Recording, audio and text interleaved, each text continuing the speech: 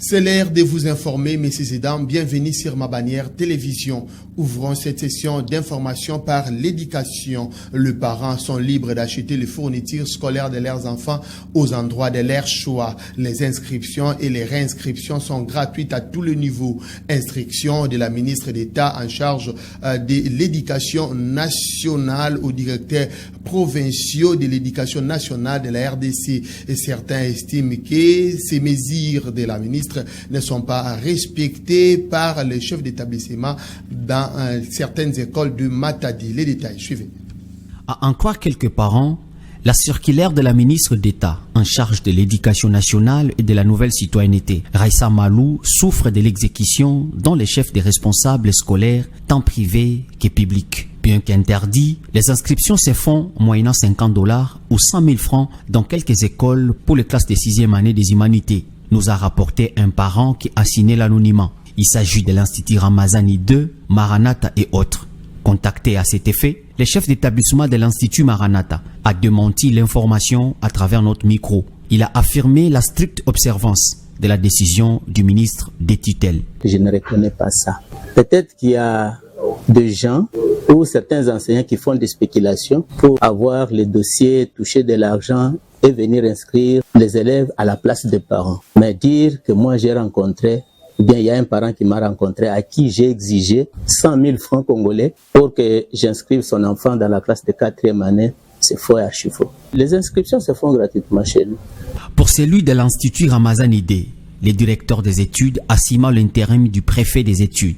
Il s'agit donc des gens de mauvaise foi qui cherchent à saper à sa personnalité. Il n'a jamais perçu de l'argent pour l'inscription ou la réinscription des élèves. Pour rappel, dans une correspondance du 7 août dernier, du ministère de l'Éducation a instruit au directeur des provinces éducationnelles certaines mesures pour une bonne rentrée scolaire 2024-2025, notamment l'achat non obligatoire de fournitures scolaires dans des écoles, l'inscription et la réinscription gratuite, pas de frais de confirmation et autres. Restons dans le même chapitre, messieurs et dames. Le directeur provincial de la province éducationnelle Congo central 1, monsieur Mbori Bayopa Joseph, a appelé aux concernés l'exécution sans faille de la circulaire de la ministre d'État en charge de l'éducation, faute de quoi ils seront exposés à la rigueur de la loi. Je vous propose de suivre le directeur provincial AI, M. Mbori Bayokisa Joseph, dans ses propos recueillis par Pacifique Mwanda, et bienvenue. Suivez. Nous avons les instructions du ministre national pour préparer la rentrée scolaire de 2024-2025. Ces instructions disent comme suit. 1. Les parents sont libres d'aller acheter les documents scolaires au marché, tout comme les uniformes. Aucune école, j'insiste, qui peut vendre les documents scolaires à l'école. 2. Aucune école qui peut percevoir les avances de frais scolaires, privés tout comme publics. Aucune école qui peut demander la réinscription, surtout les écoles privées. C'est interdit par les ministres. L'inscription est gratuite. L'inscription est gratuite, et j'insiste 3 fois, l'inscription est gratuite. Celui-là qui se fera attrapé, il s'en prendra lui-même. Tout d'abord, il sera suspendu. Le DE ou bien le DA, il va faire l'intérim. Nous avons instruit tous les sous-provinces, tous les coordinateurs provinciaux et les sous-coordinateurs sous-provinciaux. Et je rappelle aux sous-provinces d'être stricts, de ne pas rester au bureau, circuler dans les écoles. Changeons de chapitre, messieurs et dames. Passant ces vacances parlementaires à Matadi, sa circonscription électorale, le député national Nzuzi Nkassa Amzi s'est rendu à la mairie où il a échangé avec le maire de la ville, Dominique Nkodiambete, sur plusieurs questions, dont la situation sécuritaire dans le chef-lieu du Congo central. Les détails avec Jean Singoy. Suivez. Profitant de ses vacances dans son fief électoral, le député national Dr Nzuzi Nkassa Amzi ne cesse d'effectuer des descentes sur terrain. Le mercredi 21 août 2024, ce fils de terroir a effectué une descente à la mairie de Matadi où il a échangé avec le numéro 1 de la ville, Dominique Kodiambete, pour la présentation de ses civilités plus de 6 mois après son élection. Au cours de ces échanges d'environ 1 heure, plusieurs points ont été au menu, entre autres les problèmes de l'électricité, de l'eau ainsi que de l'insécurité qui se vit dans la ville portière de Matadi, chef-lieu de la province du Congo central, a fait savoir l'élit de Matadi. Nous sommes en vacances parlementaires, nous devons aller prendre les désidérata de la population. Comme nous sommes là, vous savez que les premiers citoyens de la ville, c'est les présidents de la ville. Nous ne devons pas commencer outre d'ici donner promesse que la ville est en train de fonctionner. C'est pour cela que nous sommes passés pour avoir des informations fiables et sûres pour que nous sachions comment l'attaquer au niveau national. Il est à savoir que cette rencontre a permis à cet élu du peuple de faire l'aperçu des difficultés majeures dont fait face cette juridiction municipale.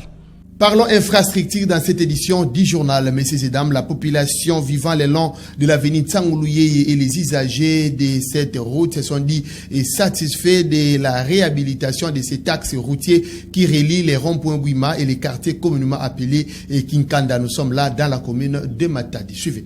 Après plusieurs semaines de perturbations de la circulation sur l'avenue Tsangoulouyeye en allant vers Bouima, non loin de l'école Maranatha dans la commune de Matadi, suite à l'affaissement d'une partie de cette route, les trafics ont repris normalement après les travaux de sa réhabilitation sur financement du gouvernorat des provinces. La réhabilitation de cette partie de l'avenue Tsangoulouyeye est un ouf de soulagement pour les usagers de cette route ainsi que les habitants des ménages environnants puisque cette place provoquait non seulement des embouteillages mais aussi plusieurs cas d'accidents. Quelques personnes rencontrées sur place ont manifesté leur joie.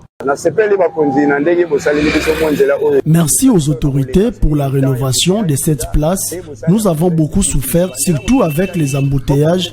Nous vous demandons de faire la même chose dans d'autres routes pour faciliter la circulation aux usagers.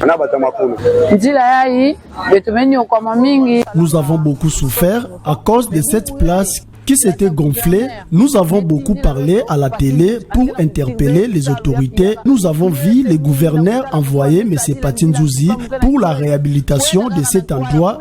C'est pour nous une grande joie. Signalons que plusieurs autres routes en état de délabrement doivent être réhabilitées à Matadi. Question de rendre la circulation plus fluide dans le chef-lieu du Congo central. Quittons la province du Congo central, messieurs et dames. Vive tension entre le magistrat et le ministre d'État en charge de la justice, Maître Constant Moutamba, le président de la Cour constitutionnelle et président du Conseil supérieur de la magistrature Dieudonné Kamuleta Badibanga, a échangé avec les syndicats des magistrats. Question de dissiper les malentendus et faire la paix. Les détails, suivez. Faisant suite au prétendu bras de fer entre le ministre d'État en charge de la justice, Maître Constant Moutamba, et les magistrats qui fait couler encre et salive sur les réseaux sociaux, le président de la Cour constitutionnelle et président du Conseil supérieur de la magistrature, Dieudonné Kamuleta Badibanga, a reçu les 5 syndicats de magistrats dans son cabinet de travail. Lors de cet entretien, le président du Conseil supérieur de la magistrature a demandé aux magistrats d'éviter les pratiques conflictuelles. L'opinion qui se dégage maintenant, je prends le langage de la rue, il y a un bras de fer entre les magistrats et le ministre d'État, ministre de la Justice. Et cette image-là ne peut pas être acceptée. Faisons en sorte que ce qui s'est fait ne se reproduise plus de la même façon. J'espère que tous nous sommes d'accord. Dieudonné Kamuleta Badibanga a ensuite rappelé aux magistrats que ces différends doivent être résolus par le biais du dialogue entre les ministères et les corps de magistrats, mais pas sur les réseaux sociaux. Là, c'est le président du CSM qui vous parle.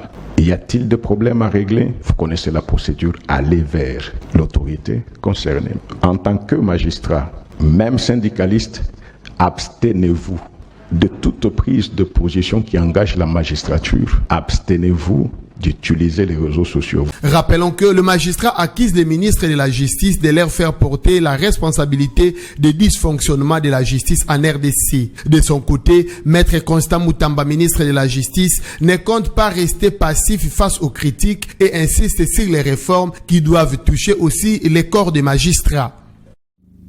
Place à l'information au-delà de nos frontières. Plus de 2000 soldats russes auraient été capturés dans la région des Koursk. Selon les autorités ukrainiennes, le président Volodymyr Zelensky a déclaré vouloir utiliser les prisonniers de guerre russes dans un futur échange négocié avec Moscou. Un élément de nos confrères de TV5 Monde. Suivez.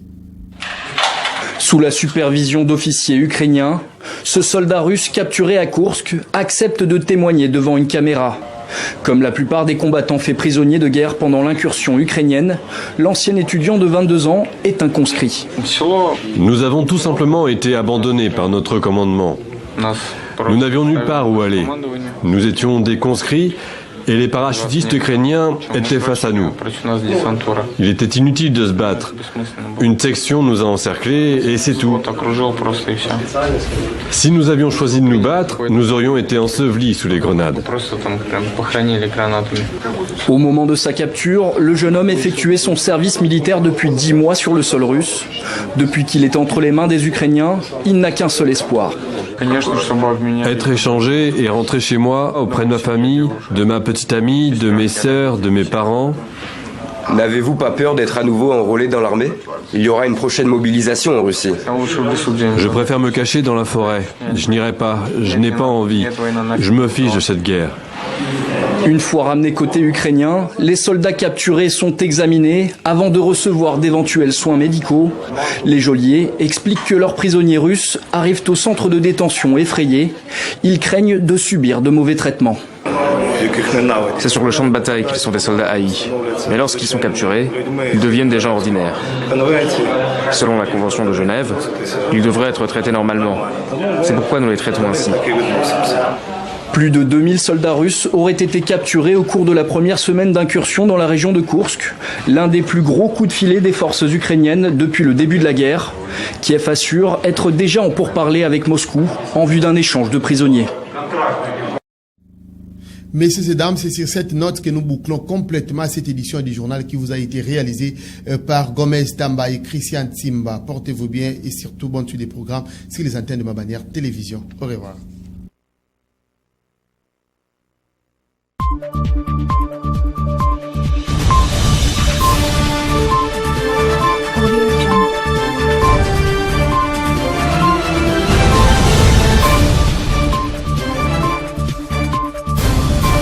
Audio Jungle.